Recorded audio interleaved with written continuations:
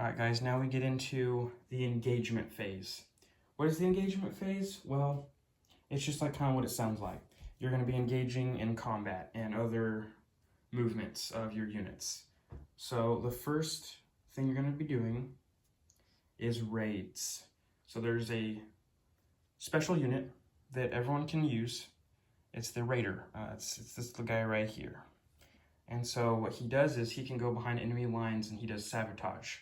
He can blow up railway lines or disable factories, blow up naval ports. All the facilities can be targeted and he can sabotage some stuff. So he can move 3 territories. So for example, he's going to go 1, 2, 3. He's going to go up here to St. Louis. He's going to attempt to blow up that railway up there in St. Louis. Now, quick little disclaimer here. You're probably like freaking out thinking this is a Civil War game. Why is there air bases everywhere? I've had people comment that on videos before, and so I'll go ahead and clarify now. These are not air bases. They're actually railroad tracks. I just don't have a railroad type piece right now, and so I'm just improvising with air bases. Again, this is a prototype of the game, so you have to cut me some slack here on that one. So this raider is going to attempt to sabotage that railway. So you're going to take a d6, again, like a lot of this game uses d6s. And you're going to roll. You have to roll a 4 or higher on the d6 to succeed. So I'm just going to roll it here. Oh, look at that, a 5. So he succeeded. And so now you roll again. If you roll a 1 through 3, this railroad is damaged. So you'll put a damage token either beside it or under it to signify it's damaged. So that means it can't be used, which means like a train cannot travel across it because it's damaged. Damaging is kind of the weakest thing you can do. If you succeed, that's the weakest thing you can do to it, is just disable it, because then they can just repair it on their next turn. It's 1 equipment. It's very cheap to repair things. But if you roll a 4 through 6, you actually destroy the railroad. And so they'll have to pay for a whole new railroad line there. So we would roll, so they just disable it. And so you'd put a damage marker underneath that railroad to signify that it is out of commission. You can also do this on other facilities like resource factories, military factories, things like that. But one of the big ones is if you raid a naval port. So say they raid that port there, this Springfield port. So if you get a 1 through 3, you, again, just damage the naval port, make it disabled. But ships can do something. They can dock at a port. It makes sense. Ships can dock. That's what these little white markers are showing. Up to 3 ships can dock at a port here. So these 3 ships are docked at port. So if this raider rolls a 4 through 6, he actually destroys one of these ships. Now it's going to be the defender's choice. So obviously he'd probably choose the weakest one. But that can be devastating. So you need to watch and protect your ports, because raiders will be probably trying to target those and get free kills on those on your navy there. So just be careful about that one. All right, next is your combat maneuvers, which is just your regular attacks and movements and things like that. So the first step in the combat maneuver phase is the amphibious assaults. If you play Axis and Allies, you should be very familiar with this. You just load your units onto transports, and then you can offload them onto another territory. So for example, some of these units here in South Carolina can get loaded onto some of these transports here, and they can hop across here to Fort Sumter to invade it. Now, there's a Union ship here in the sea zone with them, so they'd have to attack this ship and sink it first before they're able to offload and attack this land here.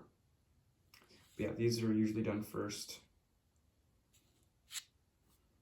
And it works just like normal combat, which I will explain in just a second. All right. These two transports, or in this game, as they're called schooners or schooners. I don't know for sure how everyone would pronounce that, but these transports here have 1 artillery, 2 tier 1 brigades, and a tier 2 brigade. And these guys are going to attempt to offload and attack Fort Sumter. First, we have to clear this C zone. And so we're going to be rolling our first bit of combat here.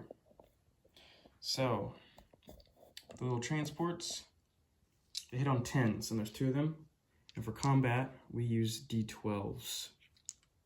And so these guys are going to be hitting on 10 or higher to get hits. Okay, well, you can't see it here. It went off, but it's a 12, so that would be a hit. And so the Union's gunboat here is destroyed, but it does get to fire back since it's a casualty, and it fires back at an 8 or higher, which I rolled wrong. You'd technically use the blue dice for the Union, and it missed at a 5. So that C zone is now clear, and so now these guys are clear to push in and attack Fort Sumter. All right, they're assaulting Fort Sumter, and so we're going to have all these units fighting in battle. And so let's immediately get into it here. They have 2 tier 1 brigades. They hit on 8 or higher. Let's raise this camera up a little bit in case it rolls too far.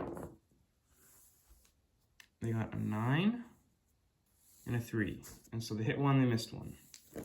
Then you have the tier 2 brigade. He hits at a 7. He also missed. Then you have the artillery, tier 1 artillery. Now artillery, they get to fire 2 dice because they're cannons. They make big explosions. They can hit multiple units. So they fire 2 at 7s for tier 1 artillery. And they missed both shots. And so the Union are only going to take 1 casualty. And it's obviously going to be the brigade here. But again, he is going to get to fire back. And so normally they would fire back on an 8. But the thing is, there's a fortification there. And fortifications give you extra defense. So this dude that's normally going to be shooting on an 8 gets to shoot on a 7. And he got a hit. The artillery normally would be hitting on 7s, but they're hitting on 6s.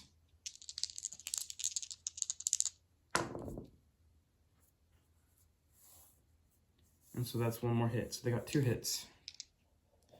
So now, both of these tier 1 brigades are dead. So now we're going to go into round 2. All right. We have a tier 2 brigade at a 7. We also have an artillery unit hitting on 7. So we're just going to roll all 3 of these on 7s. We got an 11, a 5, and a 5. So they got 1 hit. So they are going to kill the artillery, but the artillery gets to fire back with 2 dice on 6s. So if he gets both of them, the Union will win the battle. He got 1 hit. So they're going to lose their tier 2 brigade.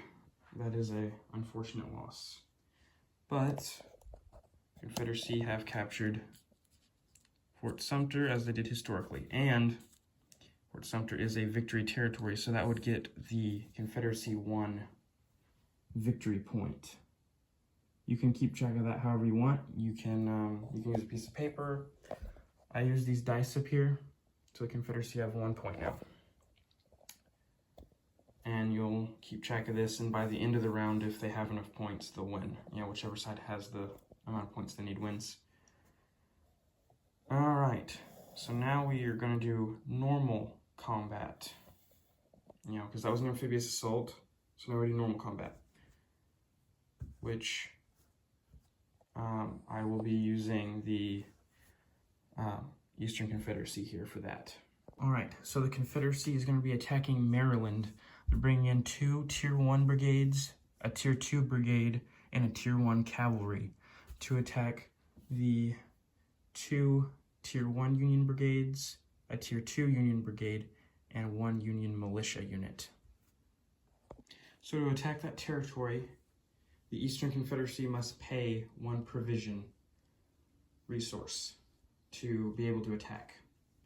That's because they're going on the offensive, they're going to be in enemy territory, so they need to bring along a lot of provisions to sustain their army while in enemy territory. Now, after you've paid for the attack, you will roll the dice like we've been doing normally, but you are only allowed to attack for 2 rounds of combat. So, attacker fires, attacker rolls all their dice, defender will roll all their dice, then you remove all your casualties. It's very similar to Axis and Allies. If you play that game, you should understand that concept. And that's 1 round of combat. So if there's still units left on both sides, you would repeat the process for a 2nd round. Well, if the attacker, kills all the defenders, they take the territory. Good for them. If they want to decide to retreat after the 1st round, they can. Combat doesn't have to go 2 rounds, it's just the max. So after the 2nd round of combat, if there's still attackers and defenders, the attacker is forced to retreat because they run out of provisions, and so they have to go back home to resupply their army. So that kind of makes you want to plan ahead and make sure you have a lot of firepower to push the enemy with to make sure it won't end up in your forced retreat. You want to make sure you can bring enough firepower to kill everything in 1 to 2 rounds of combat. 2 die rolls max. So let's get into this battle here. All right, so the Eastern Confederacy brought in a cavalry unit. The cavalry unit have a special ability that allows them to fire before all other units. It's called lead elements because the cavalry were the, again, leading elements of the army. They would go ahead and scout out the enemy. So they were usually the first ones to make contact with the enemy. And so the cavalry fires first. Tier 1 cavalry hits on a 9 or higher. And when the cavalry shoots, again, they shoot first. Any unit they kill is removed immediately and does not get to fire back. So that's what the cavalry do. So they have 1 Tier 1 cavalry on 9 or higher. They got a 3, and so they missed. Nothing happened. So now we're going to have 2 Tier 1 brigades. They're going to be firing on 8s. They got 2 hits.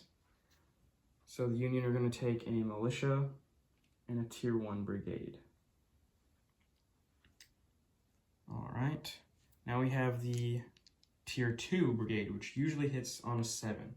Well, the cavalry unit has a 2nd ability called scouting support. So you can pair the cavalry 1-to-1 with a brigade unit, and it gets a +1 attack on the 1st round of combat only. And so this one guy is going to get a +1, so he gets to shoot on a 6 or higher, which he got a 12, so he got a hit. So that is another one. So the Union are going to lose their other Tier 1 brigade. Now it's the Union's turn to fire. So first we're going to fire for their militia. Their militia are really just kind of meat shields. They're very weak, just citizens that have taken up arms to defend their homes. I'll go into more specific details on militia when I get to the unit profiles section of the game. I'll go into detail on all their movements, attacks, defenses, special rules, things like that. But for now, all I need to know is that militia are literally meat shields that are, again, just civilians taking up arms to defend their state, their territory.